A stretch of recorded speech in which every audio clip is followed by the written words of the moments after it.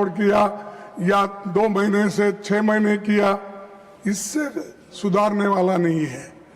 तो इसलिए मेरा कहना ये है कि ये तो नई बात तो नहीं है, लेकिन ये जो मजबूत कानून लाने के लिए हमने 2024 में ही इसकी मांग रखी थी, लेकिन तब आपने हमारी इस बात को नहीं माना और उधर से अभी अपने भाषण में कहा कि आप लोगों ने नहीं माना। लेकिन इस मजबूत कानून को ठीक करने के लिए हम बार बार आपके सामने कहते रहे, लेकिन आप किए नहीं। लेकिन 2 साल के बाद आप जो काम कर रहे हैं उसे 2024 में ही क्यों नहीं किया?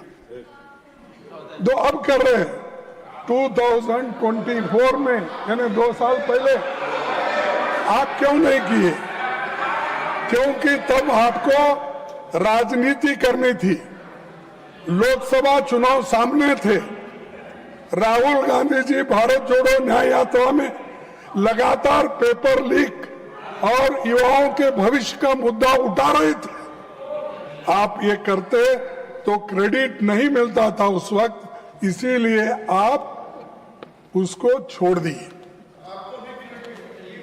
तो उस समय परीक्षा व्यवस्था को सुधारने की बजाय आप जल्दबाजी में ऐसा कानून लाए, जिसे 2 साल में ही आपको संशोधित करना पड़ रहा है। सभापति जी, इस अमेंडमेंट बिल का हम स्वागत करते हैं, लेकिन ये अभी भी अधूरा है। ये पेपर लीक होने के बाद भी इसकी कार्रवाई को मजबूत करना ये जरूरी है। पेपर लीक होने से रोकने की मजबूत व्यवस्था इसमें नहीं है। सिर्फ आपने आंकड़े बदले, लेकिन आपका इंटेंशन आपने इसमें नहीं बताया, इसको कैसा रोकना। इसीलिए मैं ये कहूंगा कि ये सब जो माहौल आज चल रहा है, इस माहौल को ठंडा करने के लिए और जो आज हमारे विद्यार्थी युवा जो सड़क पे आए हैं, उनको ठंडा करने के लिए ये बिल लाया गया है। ये है सो समस्या को सुलझाने के लिए नहीं। सभापति जी, पिछले 2 महीने की घटनाओं ने देश को झकझोर दिया है। देश भर के छात्रों और नौजवानों ने परीक्षा व्यवस्था की नाकामियों के खिलाफ आवाज उठाई। विपक्ष ने उनकी आवाज सड़क से लेकर संसद तक उठाई। बढ़ते जनदबाव के आगे सरकार को घुटने टेकने पड़े। मैं देश के छात्रों, नौजवानों को मुबारकबाद देता हूं।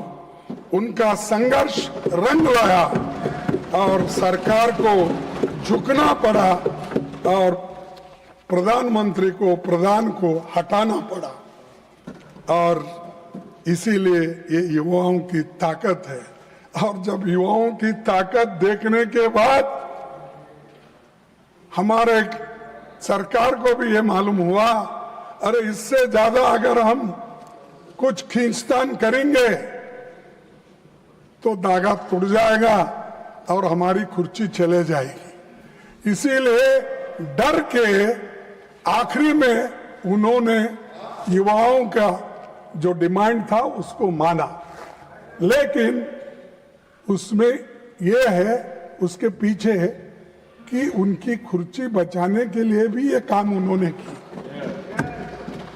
ना कि विद्यार्थियों के समस्याओं को समझाने के लिए, सुलझाने के लिए नहीं की।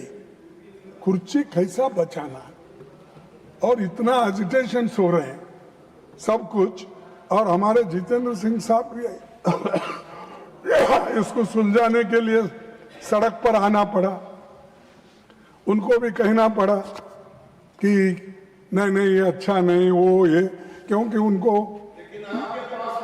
भाई कैबिनेट मंत्री है, कैबिनेट मंत्री बैठे बैठे रनिंग कमेटी कर रहे हैं। मेरे पास भी झुक के एक दिन आएंगे, वो वक्त भी होगा। तो